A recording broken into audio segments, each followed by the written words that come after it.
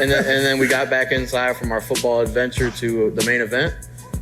Anthony Joshua, Oleksandr Usyk 2.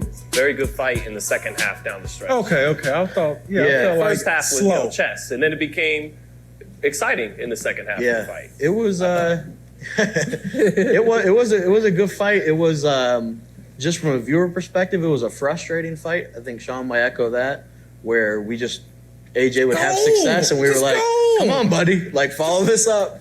But he would back him up to the ropes, and it wasn't super consistent, but when he did, we were like, AJ was stopping himself. Shawn,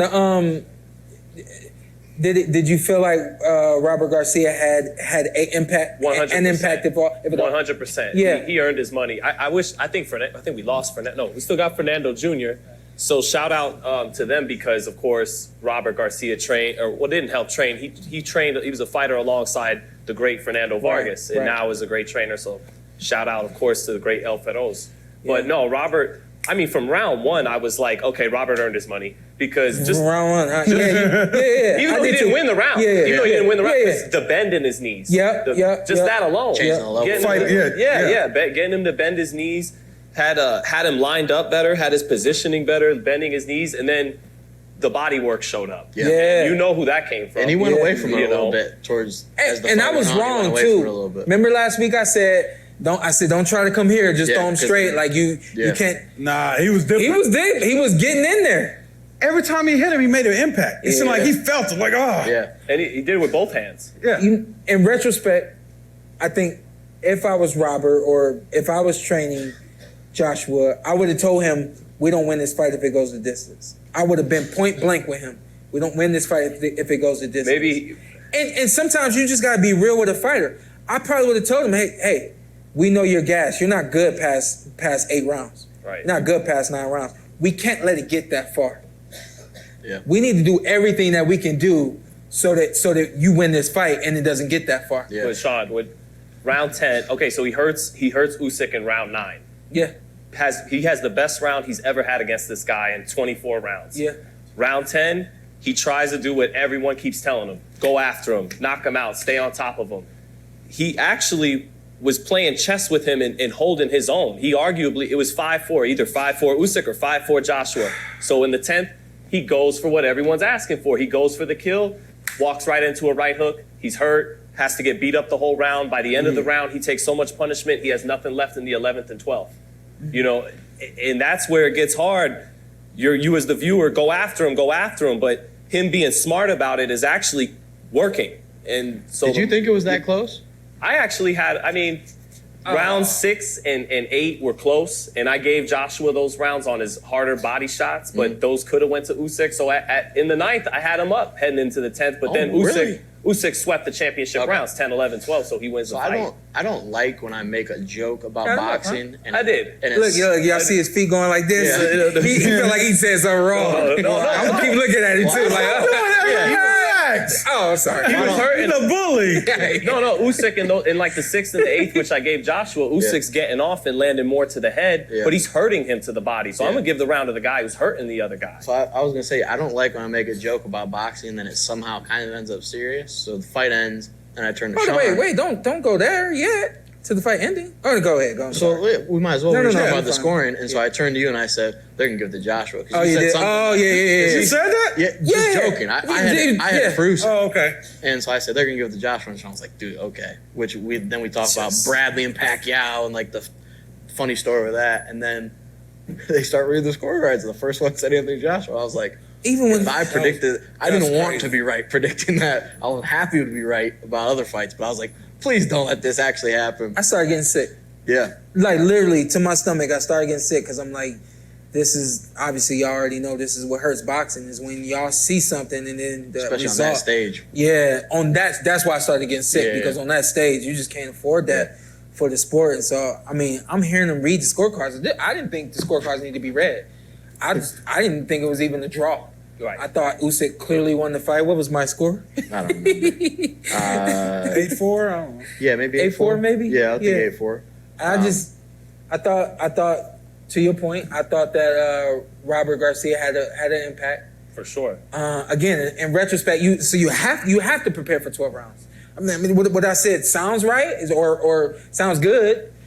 And I do believe that it's realistic that if it goes the distance, if it isn't, he wouldn't win the fight.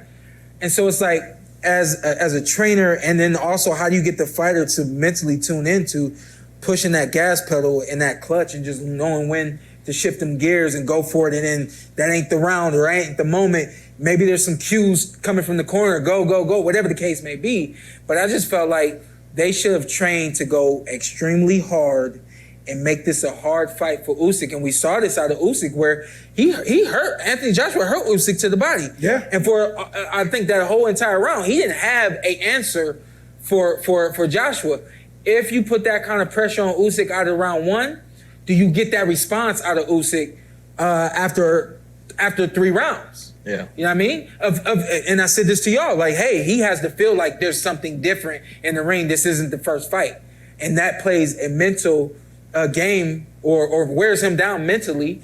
And obviously that fatigues him physically from feeling the pressure and feeling this is not the same guy, and he's ready for this fight the way that he wasn't for the last one, and all these types of things. So I thought that obviously I thought that Robert Garcia did his thing. I thought that it showed up for 7 rounds. 9. And I mean, through 9. But still, there were lulls coming from him. You know what I mean? You know me, man. I like consistency. Prepared as he was, he's still gunshot.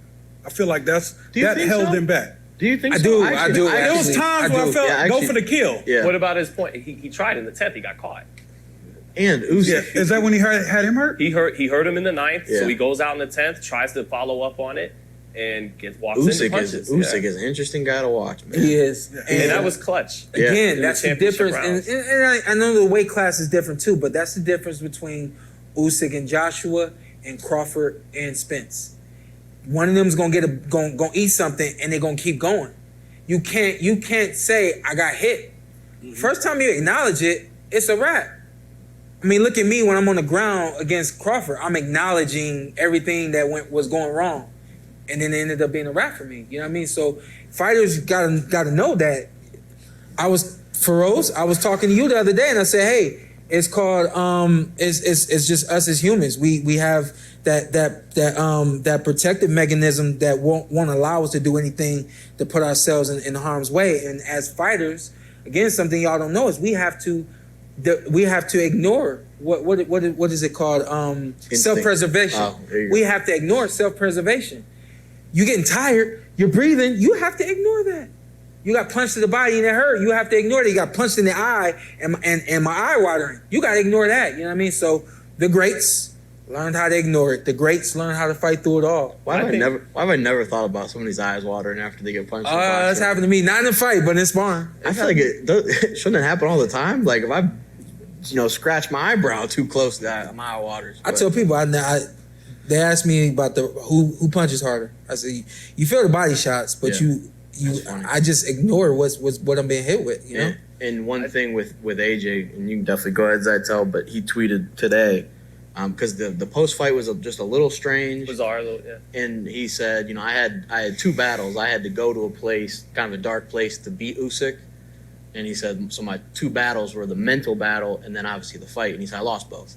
So he was kind of apologizing, because it was kind of a strange scene afterwards. Yeah. Where he comes back in the ring and goes on kind of a rant. But he was saying he just kind of was mentally in a place. So, appreciate him admitting that. But go ahead. Yeah, some people, he had a mental breakdown and all. You got to let human beings be human beings sometimes. We don't want them to be robots. And and I think just because he didn't quite like Deontay Wilder or Muhammad Ali back when in terms of heart, Wilder was willing to die in his last fight. When he really was. And just because Joshua comes a little short of that doesn't mean he didn't show a lot of heart. He walked through, I think by the 10th, 11th, 12th round, it was almost like he was walking through Usyk's shots just to show everybody that he's tough because he was too tired to get off anymore.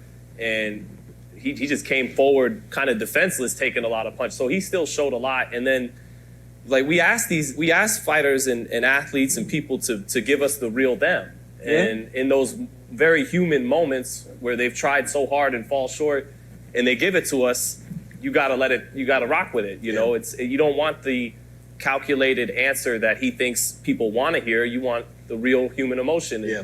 He decompresses, and then the next day he gets his mind right. And it's like a damned if you do, damned if you don't. Right. If he goes up there and is just very like cookie cutter and like said, you're like, that's not the real you. And then he's the real you, and you're like, yeah, I don't want that. I prefer you to say, kind of like when he fought Ruiz the first time. Right. He was very honest. Was like, no, he kicked my ass. There was a like, finality to this loss. Yeah. Last time, he knew he was going to get another chance. Yeah. This time, it's over. He's better than me. What do and we you have think? to accept that.